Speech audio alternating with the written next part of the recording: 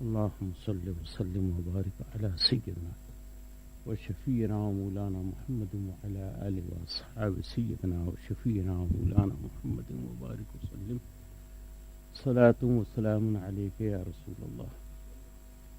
أعوذ بالله من الشيطان الرجيم. بسم الله الرحمن الرحيم.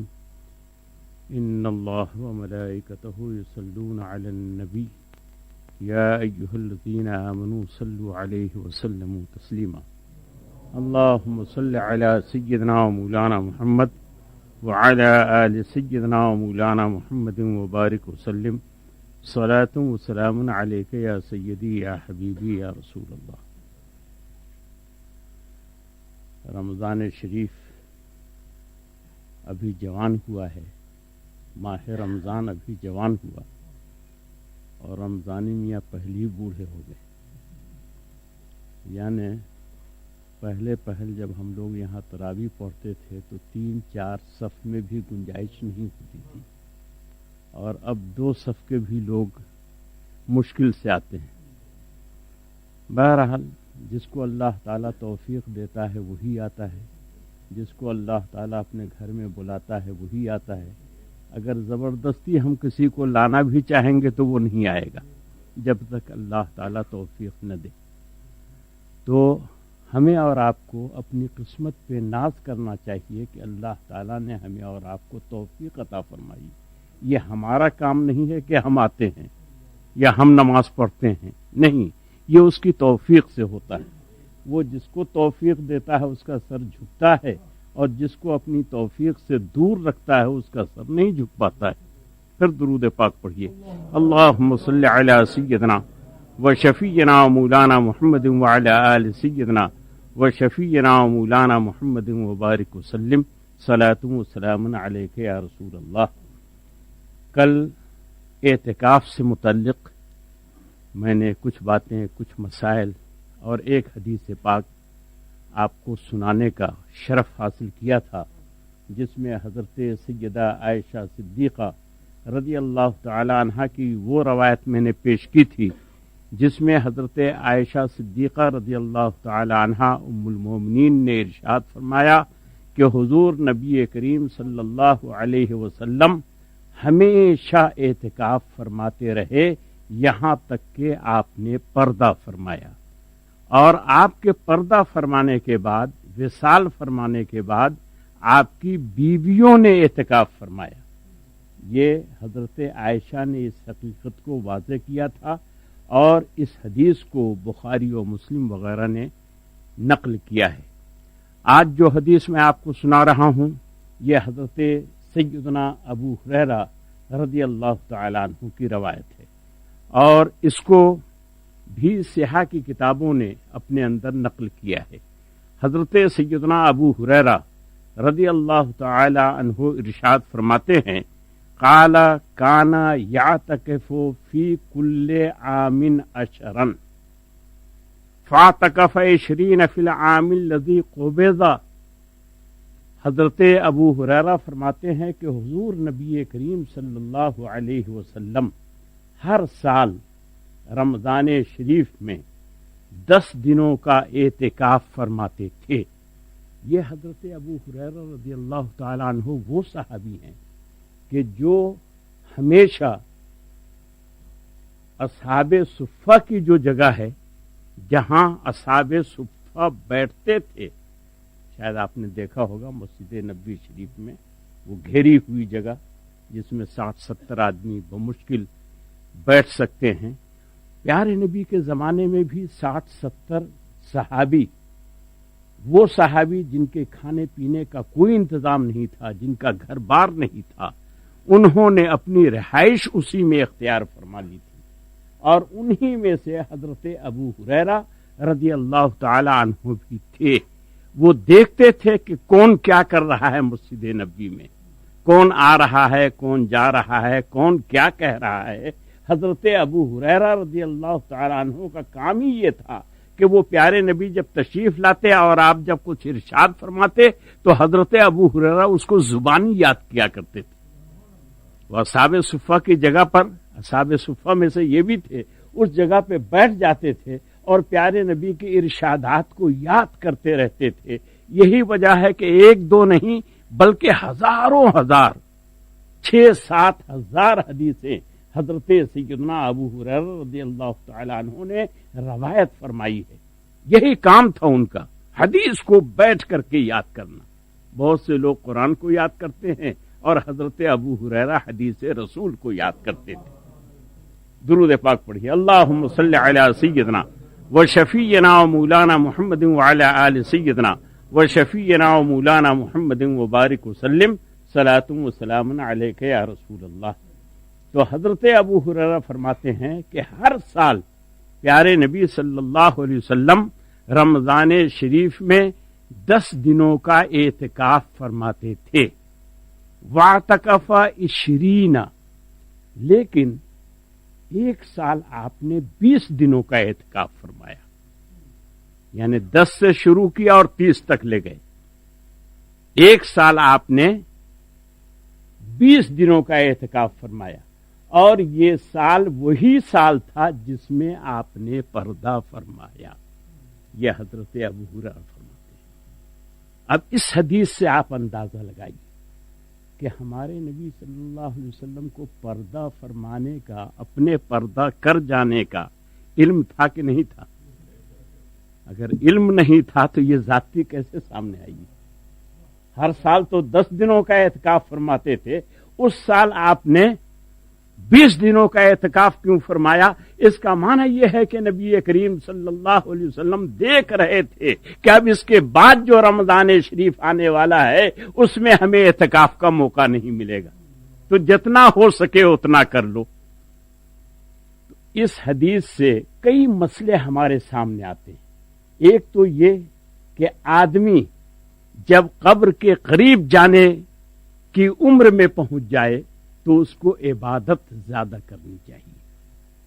یہی وجہ ہے کہ نبی کریم صلی اللہ علیہ وسلم ہمیشہ 10 دنوں کا اعتکاف فرماتے تھے، لیکن پردہ فرمانے کے سال، وصال کے سال، وفات پانے والے سال میں آپ نے بجائے 10 دنوں کے 20 دنوں کا اعتکاف فرمایا. یہ پیغام ہے امت کے لیے کہ جب مرنے کا سال آئے تو تم اپنی عبادت میں زیادتی کرو.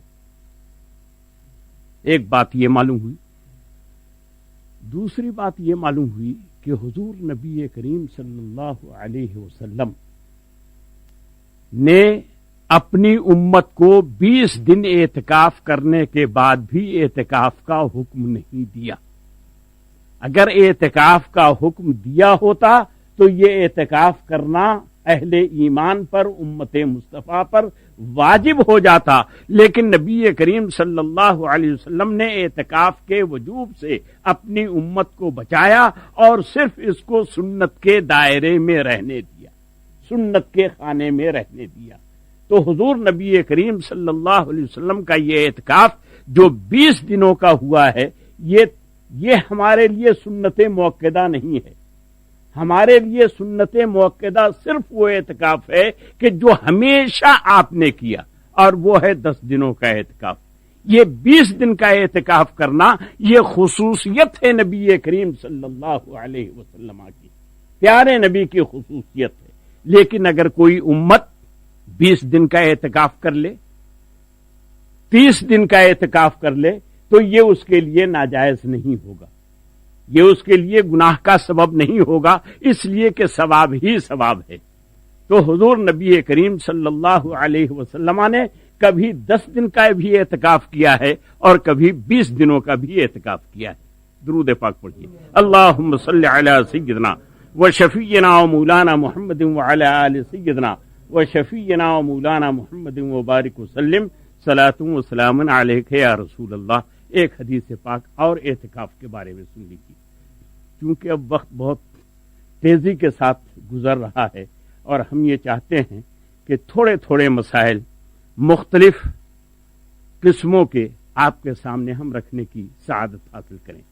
عن ابن عباس رضی اللہ تعالی عنہما قال ان النبی صلی اللہ تعالی علیہ وسلم قال فی المعتکف وهو يعتکف الذنوب وَيُجْزَى لَهُ مِنَ الْحَسَنَاتِ كَعَامِلِ الْحَسَنَاتِ كُلِّهِ او کما قال سیدنا عبداللہ ابن عباس رضی اللہ تعالیٰ عنہ۔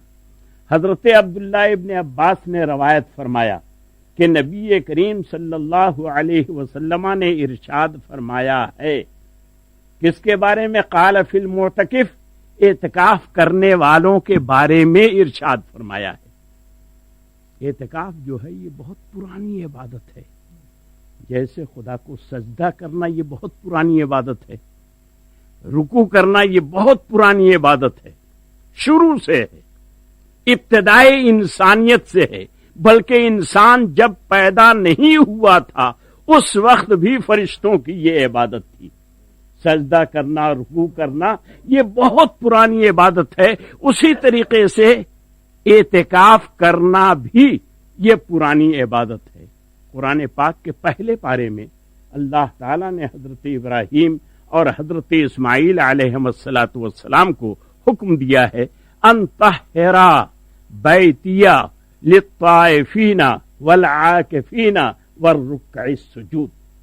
اے ابراہیم و اسماعیل، تم ہمارے گھر کو پاکیزہ رکھا کرو، صاف ستھرا رکھا کرو، بیت اللہ شریف کو صاف رکھا کرو۔ کیوں صاف رکھو؟ للطائفین، طواف کرنے والوں کے لیے، والعاکفین، اور اعتکاف کرنے والوں کے لیے، والرکع السجود، رکوع کرنے والوں کے لیے اور سجدے کرنے والوں کے لیے۔ تو یہ چاروں عبادت جو ہے بہت پرانی عبادت ہے، لیکن ہم لوگ اعتکاف کو بھول گئے ہیں۔ رمضان میں بھی بہت کم لوگوں کو موقع میسر آتا ہے، اور رمضان کے علاوہ بھی، یعنی اعتکاف جو نفلی اعتکاف ہوتا ہے اس کے لیے رمضان ضروری نہیں ہے۔ جب بھی آپ مسجد میں آئے اعتکاف کی نیت کر لیا، اعتکاف ہو گیا۔ جب کسی مسافرت میں گئے، کہیں کسی مسجد میں نفل پڑھنے کا آپ کو اتفاق ہو گیا، 2 منٹ کی بھی آپ نے نیت کر لی تو 2 منٹ کا اعتکاف آپ کا ہو گیا۔ 2 دن کا ہو، 2 منٹ کا ہو، 2 گھنٹے کا ہو، 1 منٹ کا ہو، 1 گھنٹے کا ہو، آپ ہر جگہ ہر وقت اعتکاف کر سکتے ہیں۔ تو حضرت عبداللہ ابن عباس رضی اللہ تعالی عنہما فرماتے ہیں کہ اللہ کے پیارے نبی صلی اللہ علیہ وسلم نے اعتکاف کرنے والوں کے بارے میں ارشاد فرمایا، وَهُوَ يَعْتَكِفُ عَنِ الذُّنُوبِ۔ اعتکاف کرنے والے کی سب سے بڑی خوبی یہ ہے کہ نیت کے ساتھ جیسی ہی مسجد میں داخل ہوا وہ گناہوں سے محفوظ ہو گیا۔ گناہوں سے کیسے محفوظ ہو گیا؟ باہر رہتا، 2 آدمی سے ملتا، اس سے بات چیت ہوتی، کسی کی غیبت ہوتی، کسی کی چغلی ہوتی، کسی کی برائی ہوتی، کسی کی کوئی بات چلتی، کسی کی کوئی بات چلتی، تو اس کے نام اعمال میں گناہ ہی گناہ لکھا جاتا۔ اس گناہ سے تو وہ محفوظ ہو گیا۔ اب وہ مسجد میں آ گیا ہے، اگر کوئی اس سے ملاقات کرنے کے لیے بھی آئے گا تو مسجد کا خیال کر کے وہ کسی کی غیبت نہیں کرے گا، وہ کسی کی برائی نہیں کرے گا، اس سے بات کرے گا اور اپنا راستہ لے گا۔ تو جیسے ہی مسجد میں اعتکاف کرنے والا آیا تو مسجد میں داخل ہوتے ہی سب سے بڑا فائدہ اس کو یہ ہوا کہ وہ گناہوں سے محفوظ ہو گیا۔ وَيُجْزَى لَهُ، اور پیارے نبی صلی اللہ علیہ وسلم فرماتے ہیں کہ اس اعتکاف کرنے والے کو ہر اس نیکی کا ثواب دیا جائے گا جس نیکی سے وہ محروم کر دیا گیا ہے۔ سمجھا آپ نے؟ یعنی جب اعتکاف کرنے والا مسجد میں داخل ہوا تو اب قبرستان جا کر کے فاتحہ نہیں نہ پڑھے گا، قبرستان نہیں جا سکتا ہے، فاتحہ پڑھنے نہیں جا سکتا ہے، چاہے جمعرات ہو چاہے جمعہ، وہ نہیں جا سکتا ہے۔ اگر کوئی اس کا اپنا پڑھایا جان پہچان کا بیمار پڑ گیا تو بیمار پرسی کے لیے بھی نہیں جا سکتا ہے۔ اگر کوئی مر گیا تو اس کے جنازے میں بھی شریک نہیں ہو سکتا ہے۔ بہت ساری نیکیاں ہیں جس سے اعتکاف کرنے والا محروم کر دیا جاتا ہے۔ جب وہ مسجد میں چلا آیا اعتکاف کی نیت سے تو اب کسی بیمار کو دیکھنے کے لیے نہیں جا سکتا، اب کسی کے جنازے میں شریک نہیں ہو سکتا، چاہے اس کا بیٹا ہی مر جائے اب اس میں شریک نہیں ہو سکتا ہے، اور اگر شریک ہونے کے لیے گیا تو اس کا اعتکاف ختم ہو جائے گا۔ تو پیارے نبی صلی اللہ علیہ وسلم فرماتے ہیں کہ اعتکاف کرنے والوں کو سب سے بڑا فائدہ یہ ہے کہ اعتکاف کی نیت سے جیسے ہی وہ مسجد میں داخل ہوا گناہوں سے محفوظ ہو گیا، اور دوسرا فائدہ یہ ہے کہ جن جن ثوابوں سے وہ محروم کر دیا گیا ہے ان ثوابوں وہ سب ثواب بغیر عمل کیے ہوئے بھی اس کے نام اعمال میں لکھا جا رہا ہے، بغیر عمل کیے ہوئے۔ جنازے میں نہیں گیا، جنازے کا ثواب لکھا گیا۔ قبرستان فاتحہ پڑھنے نہیں گیا، اس کا ثواب لکھا گیا۔ دوسری جگہ کسی مسلمان کو سلام کرنے کے لیے نہیں گیا، اب سلام کرنے کا ثواب اس کے نام اعمال میں لکھا گیا۔ تو جن جن نیکیوں سے وہ محروم کر دیا گیا ہے اعتکاف کی وجہ سے، وہ تمام نیکیوں کا ثواب اس کے نام اعمال میں لکھا جا رہا ہے، اس کو ثواب مل رہا ہے۔